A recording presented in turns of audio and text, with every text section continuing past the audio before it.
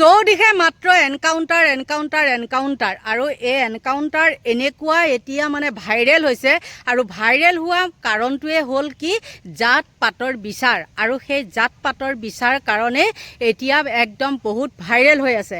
আপোনালোকে সকলোৱে গম পায় ৰ'জ আলী আৰু এই ৰ'জ আলীৰ যিগৰাকী মানে পেয়সী বুলিয়ে ক'ব লাগিব। এতিয়া ধোৱা তুলসীৰ পাত দেখালে নহ'ব, ছোৱালীখিনিও কম নহয় আৰু এই ছোৱালীজনীৰ গাত সম্পূৰ্ণ দুখ আছে।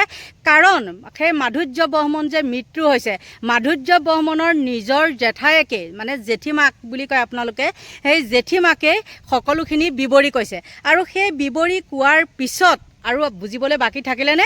কিন্তু এটা কথা মই আজি আপোনালোকক আকৌ এই ভিডিঅ'টো কিয় দিছোঁ জানেনে?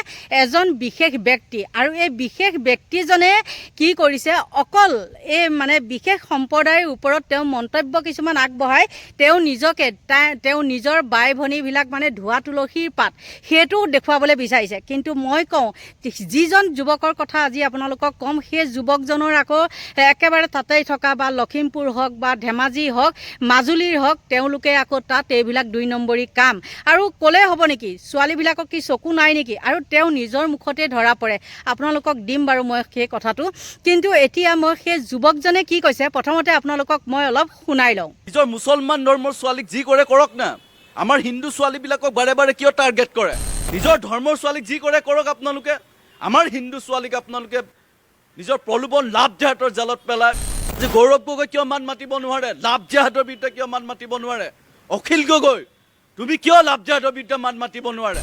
ৰ'জ আলী, আকাশ আলী এওঁলোকক দৌৰাই যে এনকাউণ্টাৰ কৰিছে আৰু ভৱিষ্যতে যদি আমাৰ হিন্দু ছোৱালীক যদি তোমালোকে টাৰ্গেট কৰা লাভ জেহাদৰ যিমান টাৰ্গেট কৰে সিমানে সেনেকুৱা ৰ'জ আলীৰ নিচিনাকৈ তোমালোকক এনকাউণ্টাৰ কৰি দিবলৈ কিন্তু আমাৰ চৰকাৰ কিন্তু সদায় পুলিচ প্ৰশাসন সাজু হৈ আছে। আজি মিয়া মুছলমানৰ যুৱকসকলে আমাৰ হিন্দু ছোৱালীক টাৰ্গেট কৰি কেনেকৈ লাভ জেহাদৰ জালত পেলাই হিন্দু যুৱতীক বৰবাদ কৰিবলৈ বিচাৰে। কংগ্ৰেছ মানে মুছলমানৰ পাৰ্টি, ৰাইজৰ দল অখিল গগৈৰ নেতৃত্বাধীন মানে এইবিলাক মিয়া মোল্লাৰ পাৰ্টি নহয় জানো? এই মিয়া মোল্লাৰ পাৰ্টীয়ে য'ত মিয়া মানে লাভ জেহাদ চলায়, হিন্দু ছোৱালীৰ ওপৰত বেয়া চকুৰে লোকে দিনে ৰাতি অকল চিন্তা কৰে কেনেকৈ আমাৰ ছোৱালীবিলাকক বৰবাদ কৰোঁ। আপোনালোকে শুনিলেনে সেই যুৱকজনৰ ভাষ্য কি? এতিয়া শুনকচোন, তেওঁ নিজৰ বায়েক ভনীয়েক যিয়ে নহওক কি বায়েক ভনীয়েক বুলি কৈছে যেতিয়া, বাই ভনীবিলাকক মানে কি কৰে তেওঁলোকে সেই বিশেষ সম্প্ৰদায়ৰ মানুহবিলাকে চকু দিয়ে বুলি কয়। কিন্তু তেওঁ বায়েক ভনীয়েকবিলাক অন্ধ নেকি? কণা মানে নেদেখে? মানে শোৱা ৰুমত যোৱাৰ পিছতহে মানে তেওঁলোকে গম পায় যে এইজন মুছলমান, এইজন বিশেষ সম্প্ৰদায়, তেতিয়াহে গম পায়, হয়নে নহয়? আৰু এইজনে যিজনক আপোনালোকৰ ওচৰত মই দেখালোঁ তেওঁ বক্তব্যটো, এইজনে আকৌ কি কৰিছিলে মাজতে তেওঁ এনেকুৱা এতিয়া কথা ক'বলৈ আহিছে দম দিয়া। তেওঁতো গৰু খোৱা মানুহ নহয়, মই আপোনালোকে বেয়া নাপাব মই কথা এটা কৈছোঁ, তেওঁতো গৰু খোৱা নহয়। তেওঁ গৰু খোৱা নহয়ও দেখোন বেলেগৰ মাইকী এজনী নি পেলাই মাজতে আপোনালোকে দেখিছিলেনে? মোৰ ভিডিঅ'টো আপোনালোকে পিছলৈ আগৰ ভিডিঅ'বিলাক যোনে চাই আছে আপোনালোকে গম পাব। এইজনৰ নাম হ'ল নিৰ্মল পায়েং আৰু এওঁ আছিলে কৃষক মুক্তিত। তাৰপিছত যেতিয়া জাপ মাৰি গ'ল তাৰ কেইদিনমানৰ পিছতে সেইটো ভিডিঅ' ওলাইছিলে, বেলেগৰ মাইকী নি পেলাই সি লিলিমাই কৰি আছিলে। তাৰপিছতে সেই মাইকীজনীৰ স্বামীয়ে পাই পেলাই এইজনক কি কৰিছিলে, ভিডিঅ' কৰিছিলে। হয়তো আপোনালোকে পাহৰি গৈছে, যদি পাহৰা নাই আপোনালোকক মই কৈ দিছোঁ শুনক। এইজনে বেলেগৰ মাইকী নি পেলাই ৰাস্তাত লিলিমাই কৰি আছিলে, তেতিয়া ভাইৰেল হৈছিলে। আৰু এইজনে এতিয়া কি কৰে, ধোৱা তুলসী পাত। তেওঁতো গৰু খোৱা নহয়, গৰু খোৱা নহয় যদি লোকৰ মাইকী এজনী তই কিয় নিছিলি, হয় নে নহয়?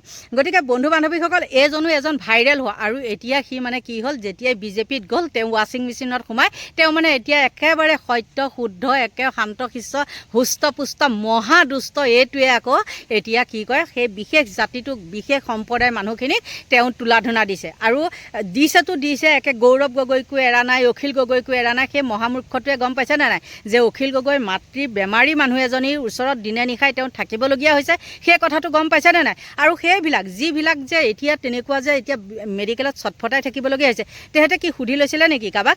আৰু সেই ছোৱালীজনীৰ মানে হেৰিয়ে মাধুৰ্যৰ সেই জেঠায়েকে নিজেই কৈছে, কি কৈছে আপোনালোকক শুনাইছোঁ, শুনি লওক। এনেকুৱা যিটো মাহীয়েক হয়, মাহীয়েকজনীৰ লগত মানে সেনেকুৱা ৰিলেশ্যন নাছিলে। আজি তাৰ বয়স ধৰিয়ে মানে তাৰ যিমান বয়স হ'ল সিমান বয়স ঘৰৰ লগত ৰিলেশ্যন নাই। গতিকে এই এবছৰমানৰ নহয় সেই মামাহঁতৰ লগতো ৰিলেশ্যন নাই আৰু এই বায়েক ভৈনীয়েকৰ লগতো ৰিলেশ্যন নাছিল।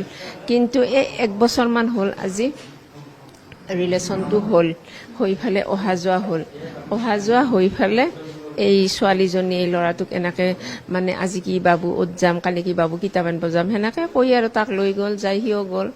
যাই এই ঘটনাটো ঘটিলে আৰু সেই ছোৱালীজনীয়ে বোলে এটা মুছলিম ল'ৰা ভাল পাই আছিল, মানে তাই ল'ৰাটোৱে বোলে মাকৰ আগত কৈও গৈছিল, মানে তোমাৰ ছোৱালীক ভালকৈ ৰাখিবা, তোমাৰ ছোৱালী এনেকুৱা, মই তাইক ভাল পাওঁ, এনেকৈ বোলে কৈও গৈছিল। কৈ যোৱা সেইজন ল'ৰাই তেতিয়াই মাক সতৰ্ক হ'ব লাগিছিল যে থ্ৰেটেনিং দিছে ল'ৰা ঘৰত আহি ছোৱালীৰ বিৰুদ্ধে, গতিকে তেতিয়াই যদি মাকে মানে সতৰ্ক হ'লে হয়, তেতিয়া আজি এই পৰিস্থিতিটো নাহিল হয়, এই পৰিস্থিতিটো আজি নাহিলে হয়। সিও মানে নাভাবিলে, একেবাৰে সহজ সৰল ল'ৰা, সি মানে ভাবাই নাই যে তাই কিতাপখিনি আনিব দিছে, মই কিতাপখিনি তাইক আনি দিওঁ। নৰ্মেল, একেবাৰে নৰ্মেল গৈছে, আহিছে, মাকক মাতো দিছে, মাকৰ মাতটো শুনি, মা তুমি যোৱা নেকি ঘৰত? যোৱা তুমি, মই যাই আছোঁ, মই আজি নাযাওঁ, যোৱা, কালি ৰাতিপুৱা মই যাম, সেনেকৈ কৈছে। কৈ পেলাই কৈছে তে যোৱা তুমি, সেই মাজ ৰাস্তাতে মানে তাক এই ঘটনাটো কৰিলে। ছোৱালীগৰাকীক যিহেতু আপোনালোকে লগ পাইছিল, ছোৱালীগৰাকী কেনেকুৱা? ছোৱালীজনীক লগ পোৱা নাই, আমাৰ লগত কোনো ৰিলেশ্যন নাই, ছোৱালীজনীক আমি একেবাৰে দেখাই নাই, ৰিলেশ্যনে নাই ছোৱালীজনীৰ লগত। এনে বেয়া বুলি শুনিছোঁ, কিন্তু একেবাৰে বেয়া, মানে সিহঁতৰ ঘৰৰ মানুহে কৈ আছে না, মামাহঁতৰ ঘৰ আইতাকবিলাকে কৈ আছে যে ছোৱালীটো একেবাৰে বিজ্জাত মানে ধুৰন্ধৰ। মানে আমি সেইটোত চাৰ্চ কৰিছোঁ এতিয়া, আমি যে ইমান বুলি আপোনালোকে যদি বেয়া বুলি জানিছিলে, তাক কিয় লগত যাব দিছিলে, কিয়? আৰু যিহেতু সি মানে থ্ৰেটেনিং দিয়াই আছে, গতিকে তাইৰ লগত ল'ৰাটো আমাৰ পঠাব নালাগিছিল, সেইটোৱে আৰু। মানে আপোনালোকে শুনিলে মাধুৰ্যৰ জেঠায়েকৰ সেই ভাষ্যখিনি। তেওঁলোকৰ নিজৰ মোমায়েকে কৈছে, সেই ছোৱালীজনীৰ মোমায়েকহঁতৰ পৰিয়ালেই কৈছে যে ছোৱালীজনী মহা বদমাছ। আৰু মই মিছাকৈ ক'ম নেকি, এই নিউজটো একদম ভাইৰেল হৈ আছে। তাৰপিছত মই আপোনালোকক কওঁ, এই নিৰ্মল পায়েং নে কি, এইটোৱে এই মানুহগৰাকীৰ এই ভাষ্যখিনি শুনি পেলাই তেওঁ এতিয়া বাৰু কি মতামত দিব, শুনকচোন নিৰ্মল পায়েঙে এই কথাখিনি। মুছলমান এজন যুৱকে বলপূৰ্বকভাৱে প্ৰেমৰ প্ৰলোভন দি, বলপূৰ্বক বিয়াৰ প্ৰস্তাৱ দি একেতক সমান্তি হোৱাৰ কাৰণে জঘন্য ৰাস্তাত থিয় হৈ একেতক নৃশংসভাৱে হত্যাৰ যিটো চেষ্টা, এই চেষ্টা বিফল হৈছে। ইতিমধ্যে GMCৰ ভণ্টিজনী আজি মৃত্যুৰ সৈতে যুঁজি আছে, যে আজি ICU ট্ৰিটমেণ্ট চলি আছে। আৰু এইগৰাকী যুৱতীক নিজৰ ককায়েকে বচাবলৈ যাওঁতে সদৌ অসম ছাত্ৰ সন্থাৰ এগৰাকী যুৱকক এই মিয়াজনে, কিন্তু এই লাভজাহাদী মিয়াজনে নৃশংসভাৱে হত্যা কৰা হ'ল। ইয়াতকৈ আৰু ভয়ংকৰ পৰিস্থিতি কি থাকিব পাৰে? আজি লাভজাহাদ বন্ধ হ'ব লাগিব। ইয়াত যিসকল মিয়া মুছলমান যুৱকলৈকে জানক, আপোনালোকে নিজৰ ভায়েক ভনীয়েকৰ কথা চিন্তা কৰে নে নকৰে? মুছলমান যুৱকসকলে এগৰাকী ছোৱালীৰ ওপৰত, হিন্দু ছোৱালীৰ ওপৰত তেনেদৰে ভৰ্মৰভাৱে মুছলমান যুৱকসকলে নিজৰ এটা লাভজাহাদৰ জালত পেলাই কেনেকৈ একেতক নৃশংসভাৱে হত্যাৰ লীলা কৰিবলৈ প্ৰচেষ্টা হাতত লৈছিলে আপোনালোকে দেখিছে। পূৰ্বতে বহুত হৈছে তেনেকুৱা। আজি লাভজাহাদ বন্ধ হ'ব লাগিব। এইটো BJP চৰকাৰৰ প্ৰতিশ্ৰুতি, ডক্টৰ হিমন্ত বিশ্ব শৰ্মা ডাঙৰীয়াৰ প্ৰতিশ্ৰুতি।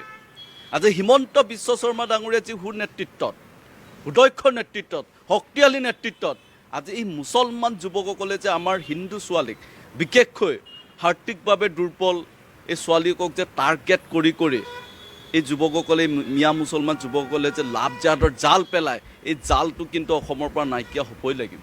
এইটো আমাৰ দাবী। আৰু প্ৰত্যেকজন হিন্দু যুৱকৰ ইয়াৰ নৈতিক দায়িত্ব, অসমৰ পৰা পুলিয়ে পোকালিয়ে এই লাভজাহাদীসকলক উৎখাত কৰা হ'ব। যিসকলে আমাৰ হিন্দু ভাই ভনীসকলক, খিলঞ্জীয়া ভূমিপুত্ৰৰ আজি ল'ৰা ছোৱালীবিলাকক যেতিয়া টাৰ্গেট কৰে, ছোৱালীসকলক, ভাই ভনীসকলক, আৰু কেনেধৰণে জালখন পেলাই আপোনালোকে জানে।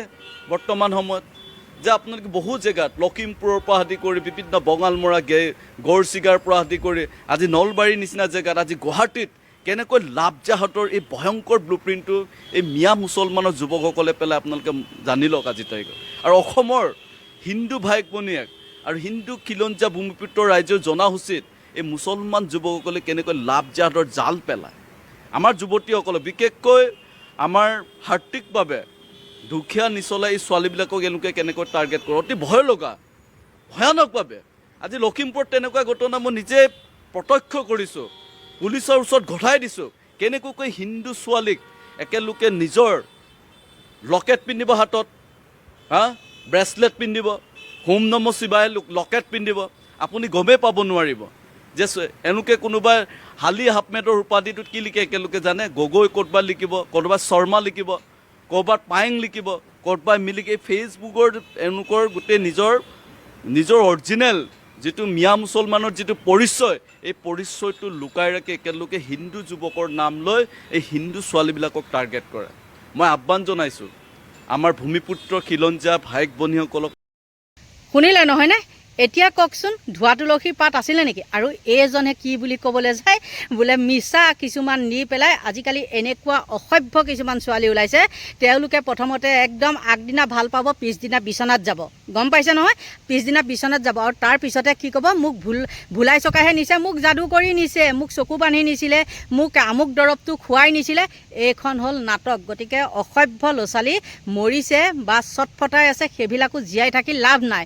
তেওঁ দুটাকৈ মানে প্ৰাণী কি কৰিছে, মানে মাৰিছে। আৰু সেই মাধুৰ্য বোলা ল'ৰাটো সেই ছোৱালীজনীতকৈ সৰু, আৰু সেই মাধুৰ্য বোলা ল'ৰাটোকো কৈছোঁ কি দৰকাৰ, নিজৰ ঘৰখনৰে বোলে তেহেঁতৰ লগত ভাল নাই, আৰু তইনো কি দৰকাৰ যাবলৈ, হয়নে নহয়? গতিকে আপোনালোকক কি ক'ম আৰু, নিজে সাৱধান, মানে কৈ নহয় বোলে সাৱধানৰ মৰণ নাই। গতিকে বন্ধু বান্ধৱীসকল, আপোনালোকৰ পৰা লৈছোঁ বিদায়, বাই বাই। আৰু কি গালি দিয়ে দি থাকক, মোৰ কথা নাই।